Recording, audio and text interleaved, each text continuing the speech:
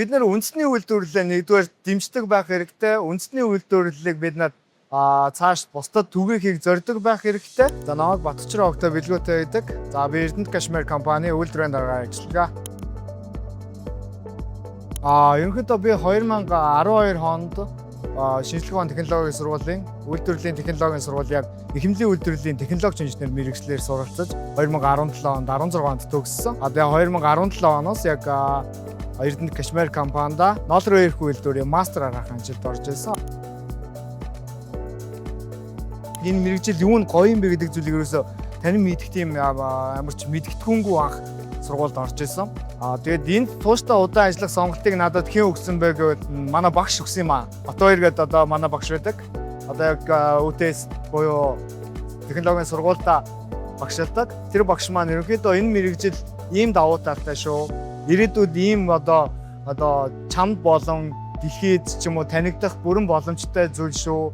Тэгээд дээрээс нь Монголынхаа ноолуурыг бид нар одоо яаж хэрэглэх одоо би тэрэнд тийм шийдвэр гаргасандаа маш баяртай. Тийм нэгдүгээр яг бид нар өөрсдөө Монгол маань өөрөө 70 гаруй сая малтай штэ. 70 гаруй сая мал дундаасаа бид нар өөрсдөө цагаан алт гэдэг хөтөлбөрийг бидний оюутан байхад л ярьдаг байсан. Цагаан алт бид нар шар алтаар бид нар баялаг дууснаа. Цагаан алт бид нар ингэж үржигдээл улам илүү баялаг үрдээгэл байгаад байна. Тийм учраас энэ ноос маань энэ ноолор маань цагаан алт шүү гэж одоо бид нарт хэлдэг байсан.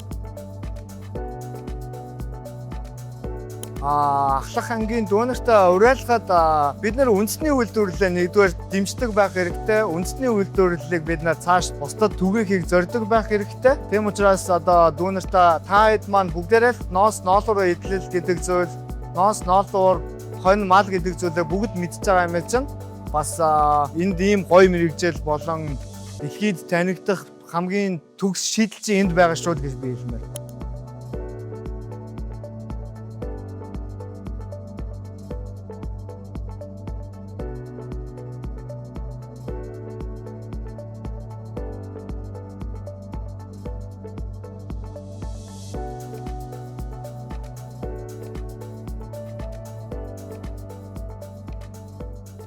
Thank you.